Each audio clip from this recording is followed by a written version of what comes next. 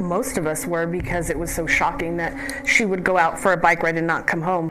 Today is the 5th day family and friends are without Tara Calico. If someone picked her up, I know she would have the presence of mind to try to leave something that I would recognize as hers. On the morning of September 20th, 1988, 19-year-old Tara Calico set out for what should have been a routine bike ride in the peaceful town of Belen, New Mexico. With her athleticism and vibrant personality, Tara was well known in her small community. But when she didn't return home that afternoon, her mother, Tara Calico, began to fear the unthinkable. A few weeks later, Tara's bike was found abandoned by the roadside, but there was no sign of Tara. The clock began to tick, and the search for Tara Calico would turn into one of the most puzzling and haunting cases in American true crime history. Tara Calico was living a life filled with promise. A bright young woman with dreams of becoming a psychologist, she had just finished her first year of college at the University of New Mexico in Albuquerque.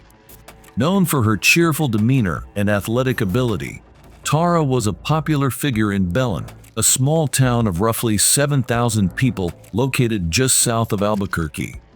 She had an easy smile, a close-knit group of friends, and a strong connection to her family, especially her mother, Patty. Tara's morning routine on September 20th, 1988 was not unusual. She was an avid cyclist, often taking long rides along State Road 47, a route she knew like the back of her hand. Her mother remembers Tara waking up around 9 o'clock and mentioning that she planned to go for a ride. The weather was perfect, clear skies, a warm breeze, and it seemed like the ideal day for a long bike ride. Patty watched as Tara mounted her 10-speed bicycle, wearing a white tank top and shorts, and pedaled out of the driveway. It was something Tara had done countless times before. She had her headphones on, listening to music as she made her way along the familiar stretch of road toward the nearby town of Los Lunas, around 10 miles north of Belen. It wasn't unusual for Tara to be out for hours, often taking a break to visit friends or grab a snack at a convenience store. But by 3 o'clock, Patty started to get worried. Tara hadn't come back. This wasn't like her. By 4 o'clock, still no sign of her daughter. Patty called friends, hoping someone had seen her, but no one had. It wasn't long before Patty called the police to report her daughter as missing. As soon as law enforcement arrived, a search began. The authorities conducted an immediate search, scouring the area for any sign of Tara. Her bike was the only clue they could find abandoned on the side of State Road 47, just a few miles from the Calico home. It was discovered lying in the road, still resting on its side. Tara's headphones were found nearby, suggesting she had been listening to music when something happened. There was no sign of a struggle, no tire tracks, no footprints, no indication of any sort of violent encounter. Tara's possessions, including her purse, were left behind. It was as if she had simply disappeared. Police interviewed people along the route Tara was known to take, but no one had seen anything suspicious. Tara's family was bewildered, and the case quickly gained national attention as the search for the young woman intensified. Days turned to weeks with no trace of Tara. The investigation focused on several possible leads, but none of them panned out. The Calico family remained devastated, but Patty refused to give up hope. She believed that Tara was still alive, and somehow, someone was holding her captive. In the absence of answers, theories began to emerge. Had Tara been abducted by a stranger? Was there someone she knew who might have had a motive to harm her? Or could she have been involved in a tragic accident? Almost a year after Tara vanished, something truly strange happened that would propel the case back into the headlines. In June 1989, a Polaroid photo was found in a parking lot in Port St. Joe, Florida, more than 1,200 miles away from New Mexico. The image showed a woman who appeared to be bound and gagged in the back seat of a car. Alongside her was a young boy, similarly bound, both of them looking terrified. The woman in the photo resembled Tara.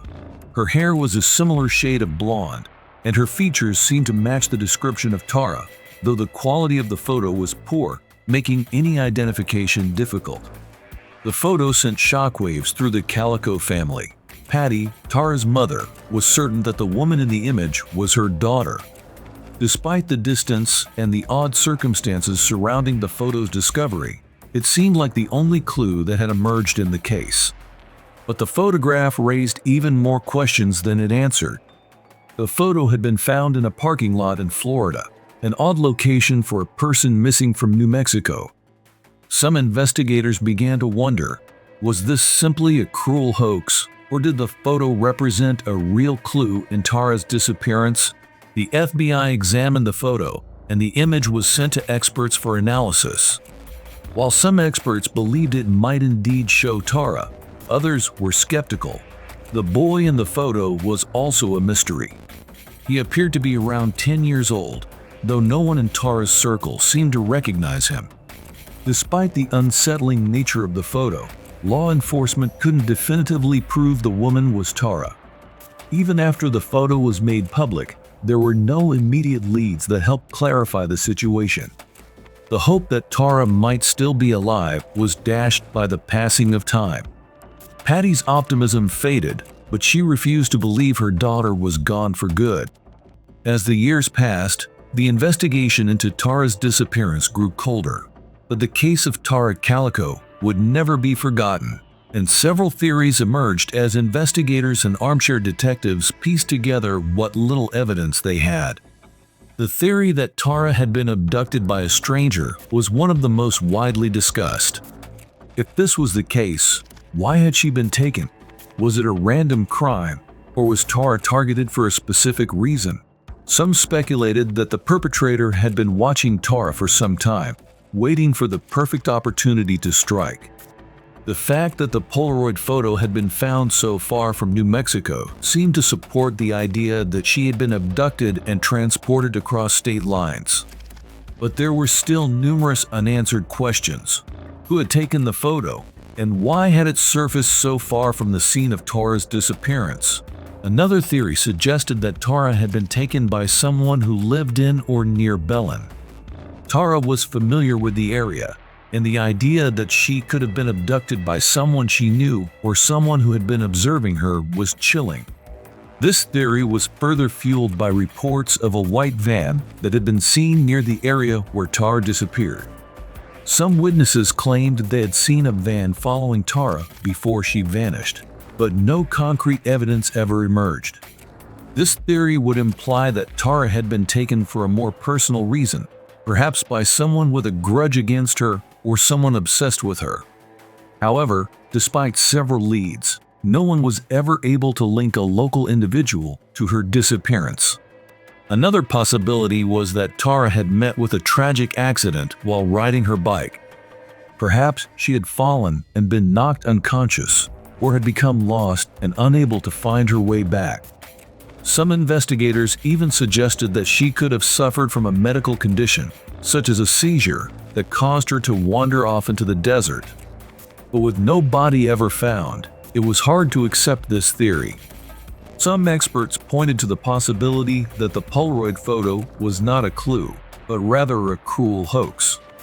The photo was grainy and appeared to be staged.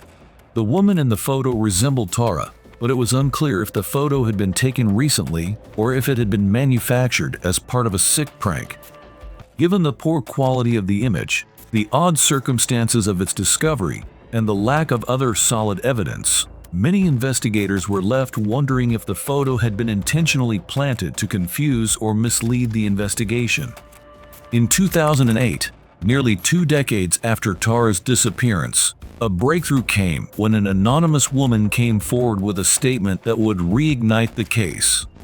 The woman claimed to have seen Tara being abducted by a man in a white van on the day she went missing. This woman stated that she had seen Tara and a man in the van near the location where Tara's bike had been found. However, the witness's account was vague and there were no corroborating details. No one could verify her story, and her testimony raised more questions than answers. Despite this new lead, the case continued to stall. As years passed, the investigation grew colder, and no further clues surfaced. Tara's mother, Patty, continued to fight for answers. She never gave up hope that her daughter was out there somewhere, though the years weighed heavily on her. The disappearance of Tara Calico remains one of the most enduring mysteries in American true crime. Despite years of investigation, numerous theories, and the discovery of the Polaroid photo, the truth about what happened to Tara is still unknown. The lack of closure has haunted her family, especially her mother, Patty, who passed away in 2020, never knowing the full truth about her daughter's fate. Tara's case has continued to inspire documentaries, articles, and podcasts, ensuring that her story remains in the public consciousness. While the mystery of her disappearance is yet to be solved, Tara Calico's legacy endures as a reminder of how quickly someone can vanish and how deeply the unanswered questions can linger. As for Tara, whether she is still alive or whether her disappearance is the result of a tragic event, her name remains one that will never be forgotten.